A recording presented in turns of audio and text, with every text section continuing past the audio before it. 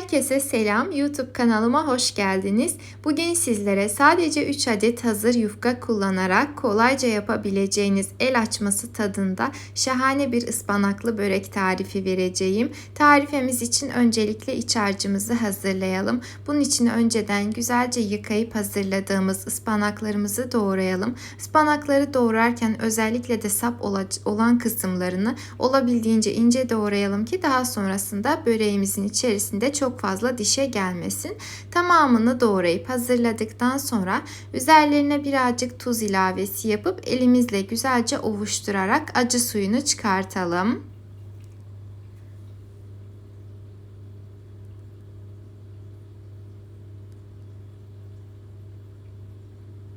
Daha sonra sıkarak suyunu tamamen çıkartıp farklı bir kasenin içerisine alalım. Ki daha sonrasında böreğimiz piştikten sonra içerisinde çok fazla sulanmasın. Bu şekilde hazırladıktan sonra şimdi yeşil soğanlarımızı hazırlayalım. Yani doğrayalım. Ben sadece yarım demet kadar yeşil soğan kullandım. Elinizde yoksa eğer yeşil soğan yerine bir adet kuru soğan da kullanabilirsiniz. Ve son olarak üzerine birazcık pul biber ekleyip ardından da peynir ilavesi yapıyorum. Peynir olarak lor peyniri kullandım. Önceden ıspanakları tuzladığım için ek tuz ilavesi yapmadım. Dilerseniz tuz ekleyebilirsiniz ama öncelikle peynirinizin tuzuna bakmanızı tavsiye ederim. Bu arada peynir sadece lor peyniri değil, köy peyniri de kullanabilirsiniz. Çok daha güzel yakışacaktır. İç harcımız hazır olduğuna göre geçelim şimdi sosumuzu hazırlamaya. Sos için bir adet yumurtanın sarısını beyazından ayıralım. Sarısını farklı bir kaseye alalım. Daha sonra üzerine sürmek için ayıralım. Beyazını ise güzelce çırpalım.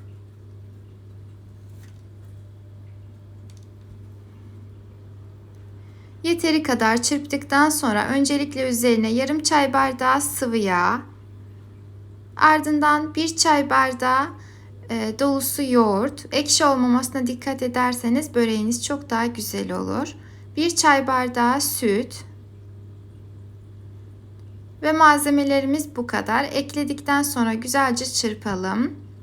Yağ özellikle çok fazla kullanmıyoruz. Çünkü daha sonrasında arasına da birazcık tereyağı ekleyeceğiz. Çok fazla yağlı olmasına gerek yok. Ve bu şekilde iç harcımız artık hazır oldu. Şimdi geçelim yufkalarımızı hazırlamaya. Sadece 3 adet büyük boyda hazır yufka kullandım. Öncelikle aralarını açıp güzelce hazırlayalım.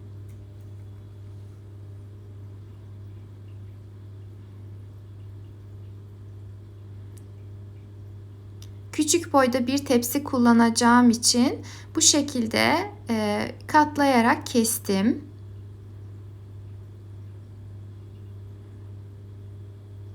Önce 2'ye sonra 4'e katlayıp bu şekilde ortasından keserseniz üçgen büyük boyda yufkalar elde etmiş olursunuz. Şimdi üst üste koyarak kenara alalım.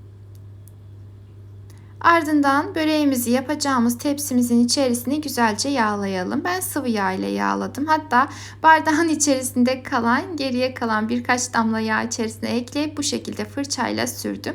Şimdi gelişi güzel bir biçimde içerisine yufkalarımızı alalım. Öncelikle 3 adet yufkayı bu şekilde koydum. Ardından soslu gezdiriyorum.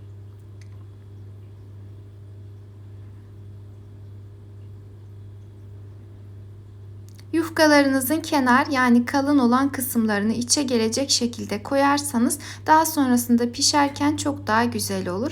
Yine tekrardan 2 yufkayı koyduktan sonra üzerine sosu gezdirelim. Ve iç harcından koydum. Bu aşamayı nedense göstermemişim. Tekrardan üzerini kapatıp bu şekilde sos gezdiriyorum. 2 adet yufka daha koyup geriye kalan iç harcını da üzerine ekleyeceğim. Her aşamada sosunu mutlaka sürelim ki yufkalarımız kuru kalmasın.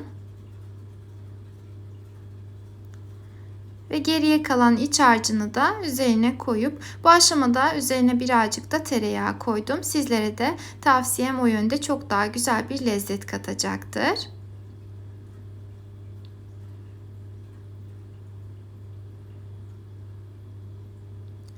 Şimdi yufkalarımızın kenarında kalan kısımları içe doğru getirip tekrardan üzerini kapatalım. Bu arada eğer videomu buraya kadar izlediyseniz beni nerelerden izlediğinizi, takip ettiğinizi yorum kısmına yazarsanız çok çok sevinirim. Ve tarifimizle ilgili herhangi bir sorunuz, görüşünüz, öneriniz olursa onları da yorum kısmına yazabilirsiniz. Her zaman olduğu gibi kontrol edip cevaplamaya çalışacağım. Şimdiden değerli yorum ve beğenileriniz için hepinize çok çok teşekkür ediyorum. Ve sonuncu yufkamızı da üzerine güzelce yerleştirdikten sonra geriye kalan sosun tamamını üzerine aktarıp her tarafına güzelce sürelim.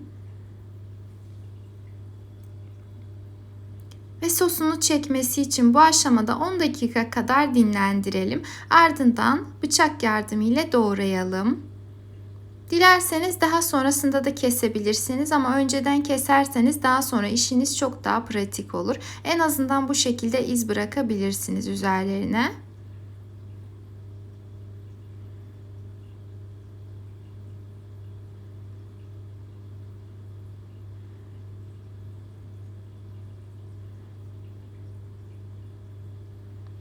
Bu arada kanalımda hazır yufkayla veya el açması olan farklı börek tariflerim mevcut. Dilerseniz kanalımı ziyaret ederek onları da izleyebilirsiniz. Sizler için de farklı fikirler oluşmuş olur.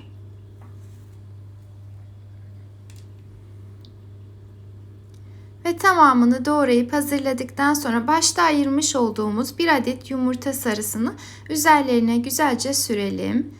Gördüğünüz gibi artık sosunu da çekmeye başlamış. Ortalama 10 dakika kadar o şekilde dinlendirmeniz yeterli olacaktır. Ve yumurta sarısını her tarafına sürdükten sonra üzerlerine birazcık çörek otu serpiştirdim. Dilerseniz susam da kullanabilirsiniz. Ve böreğimiz artık fırına gitmeye hazırdır. Gördüğünüz gibi gerçekten çok çok güzel görünüyor. Şimdi önceden ısıtılmış 190-200 derece fırında pişmeye gönderelim. Çok kısık ayarda pişirmenize gerek yok. Zaten hazır yufka kullandığımız için sorun olmayacaktır. Ve çok fazla katlı olmadığı için de kolayca pişecektir. Ve bu şekilde böreğimiz artık hazır oldu. Gördüğünüz gibi gerçekten çok nefis görünüyor. Hava birazcık karardığı için, yağmur yağdığı için ekranda birazcık sorun olabilir. Yani görüntü birazcık karanlık gibi görünebilir ama çok nefis, şahane bir börek oldu. Gerçekten çok çok lezzetliydi ve bir tepsi bir anda bitti diyebilirim. Mutlaka denemenizi tavsiye ediyorum. Eğer beğendiyseniz videomu beğenebilir, paylaşabilir ve de aşağıdaki yorum kısmına yorum yazabilirsiniz. Kendinize çok çok iyi bakın. Yepyeni video tariflerimde görüşmek üzere. Allah'a emanet olun efendim.